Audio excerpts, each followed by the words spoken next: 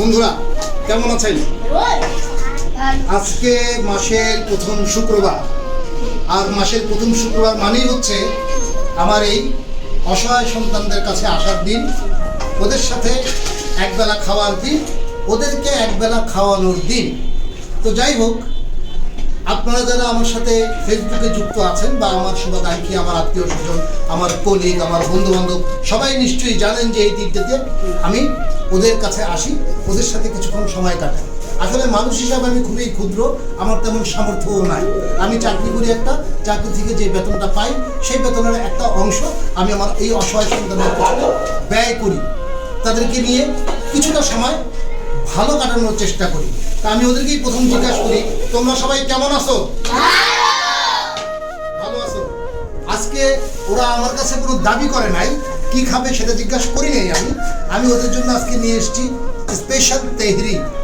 ওরা তেহরি খেতে পছন্দ করে, সঙ্গত কারণে আমি জানি ওদের পছন্দের বিষয়টা, এই কারণে তেহরি নিয়ে আসছি। যাই হোক, এটা হচ্ছে ভাষার মাস, আজকে ফেব্রুয়ারি মাস। শত শত শহীদের, লক্ষ লক্ষ শহীদের রক্তের বিনিময়ে অর্জিত আমাদের এই ভাষা। অনেক আন্দোলন, অনেক পরিশ্রমের মাধ্যমে আমার মায়ের বাংলা ভাষা আমরা অর্জন করেছি। এই ভাষার মাসে ভাষার জন্য যারা শহীদ হয়েছেন তাদের সকলের প্রতি আমি শ্রদ্ধা জানাই, সকলের প্রতি বিনম্র শ্রদ্ধা জানিয়ে সকলের আত্মার মাগফিরাত কামনা করছি। যাই হোক, এই অসহায় শিশুরা আপনারা জানেন যে এদের কেউ নাই, এদেরকে দেখার মতো মানুষের বড্ড অভাব। আসলে আমরা অনেক টাকা ইনকাম করি, প্রচুর টাকা হয়তো বেতন পাই, অনেকেই ব্যবসা বাণিজ্য করেও অনেক টাকা ইনকাম করি, কিন্তু ভালো কাজে ব্যয় করার মতো মন মানসিকতা আমাদের কয়জনের আছে? ভালো কাজে যদি দুটো পয়সাও ব্যয় করা যায়, সেখানেও কিন্তু একটা পরম আনন্দ লাভ করা যায়। তো সেই আনন্দটা লাভ করার জন্যই কিন্তু আমি এদের কাছে কিছু সময় কাটাই। এতে আমাকে অনেকে আমার বিরুদ্ধে সমালোচনা করে, অনেকে বলেন ডান হাতে ব্যয় করলে, দান করলে বাম হাত দিয়ে যায় না। ঠিক আছে, আমি এটা মানি, ধর্মেও এটা তাই আছে। তবে আমি এটা তুলে ধরি সবার কাছে এই কারণেই যে আমার বন্ধু বান্ধব, আত্মীয় স্বজন, আমার কলিগ বা আমার দূরের এবং কাছের পরিচিত যারা আছেন, তারা যেন এই সমস্ত কাজে আগে আসে।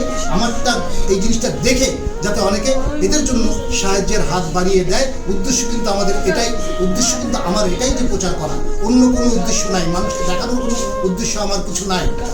তো আমি এটা প্রচার করি এই কারণেই যে এটা দেখার পরে যদি কেউ এদের জন্য সাহায্যের হাত বাড়িয়ে দেয়, সেটাই হবে আমার সার্থকতা, সেটাই হবে ওদের জন্য অনেক বড় কিছু। আপনার সামান্য কিছু সাহায্য ওদের জন্য অনেক বড় কিছু হয়ে যায়, কারণ এদের বাবা মা কেউ নাই, ওরা জানে না ওদের বাবা মাকে, ওরা একেবারেই অনাথ এবং অসহায় শিশু। তো অসহায় মানুষদের জন্য কাজ করা, অসহায় শিশুদের জন্য কাজ করা আল্লাহর জন্য কাজ করার মতোই শামিল। আল্লাহর জন্য কিছু দান করলে যেমন, আল্লাহর পথে ব্যয় করলে যেমন পুণ্য পাওয়া যায়, তেমনি অসহায় শিশুদের পথে, অসহায় শিশুদের পক্ষে কাজ করা, অসহায় শিশুদের জন্য কিছু দান করাটাও কিন্তু আল্লাহর পথে দান করারই শামিল হয়।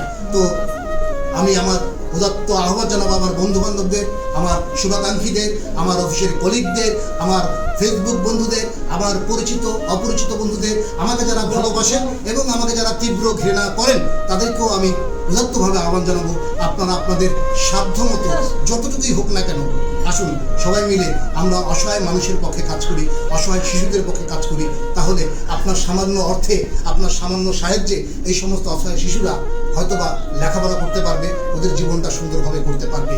কথা না বাড়াই, আপনারা ভালো থাকবেন, সুস্থ থাকবেন, নিরাপদে থাকবেন। আবার দেখা হবে আগামী মাসের এই শুক্রবারে। আল্লাহ হাফেজ।